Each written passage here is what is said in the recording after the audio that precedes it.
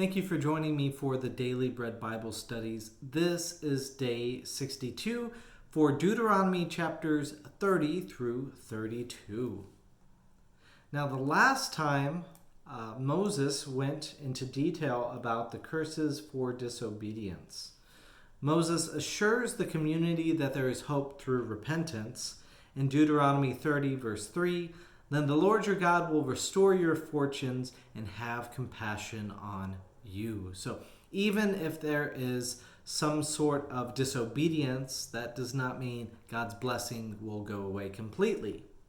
In verse 4, it says, "Even if you are exiled to the ends of the earth, from there the Lord your God will gather you, and from there he will bring you back." Now this promise will be important because the community will be exiled to Babylon. Moses indicates that anyone can understand what is being asked of them in verse 14. "The word is very near to you. It is in your mouth, in your heart for you to observe." Moses also rephrases the promise, simplifying it in Deuteronomy 30, verse 15. "See, I have set before you today life and prosperity, death and adversity." And obviously, the people will want to choose life and prosperity instead of death and adversity. They will choose to follow God's commands. In Deuteronomy chapter 31, Moses then passes leadership over to Joshua, as discussed on day 49 in Numbers chapters 27 and 29. I should also remind you that God does not allow Moses to enter into the promised land due to the events at Meribah, the water from the rock story. So all of the accusations against Moses are summarized kind of in this list.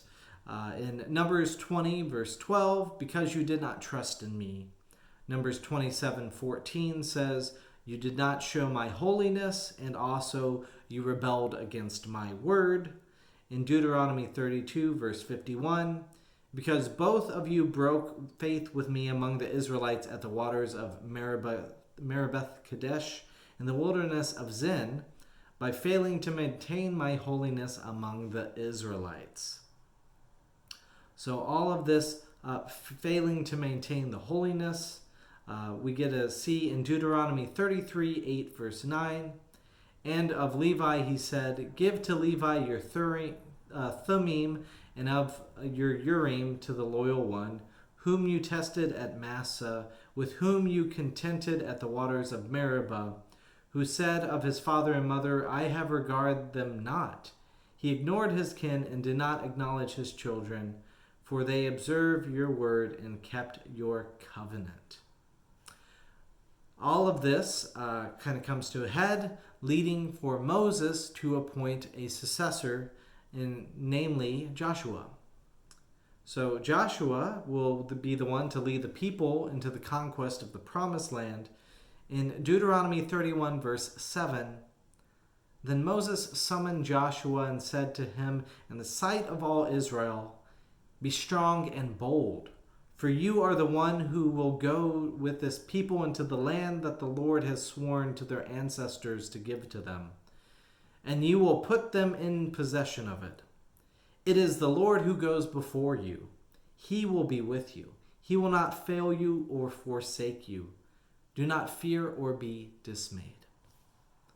This section echoes what will be repeated in Joshua 1:16 and Joshua 1:9, the sense of courage, confidence, and God's presence. We then get a snippet in Deuteronomy 31, verse 10, asking for the seventh year to be remembered. "So every seventh year, in the scheduled year of remission, during the festival of booths, when all Israel comes to appear before the Lord your God at the place he will choose, you shall read this law before all Israel in their hearing." So every 7 years they get the book of Deuteronomy in full. Deuteronomy 31, verse 20, "For when I have brought them into the land flowing with milk and honey, which I promised an oath on the second ancestor, on an oath to their ancestors, and they have eaten their fill and grown fat. They will turn to the other gods and serve them, despising me and breaking my covenant. So let's hope this does not happen in our day and time. Moses next references a song, which we'll discuss in a second, one to inspire the Israelites to return to the right path. And Moses then has the book of the law placed within the Ark of the Covenant. Now, Moses' song is what closes us out for today. In Deuteronomy 32, it begins in verse 7. Remember the days of old. Consider the years long past. Ask your father, and he will inform you. Your elders, and they will tell you.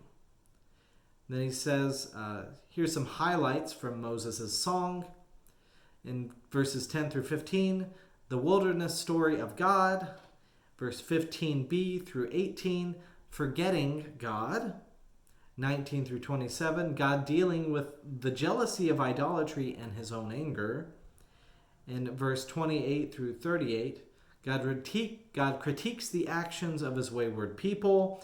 And in verses 39 through 43, God will come to the aid of his people with vengeance on God's adversaries. So here ends our study. Thank you again for joining me, and take care.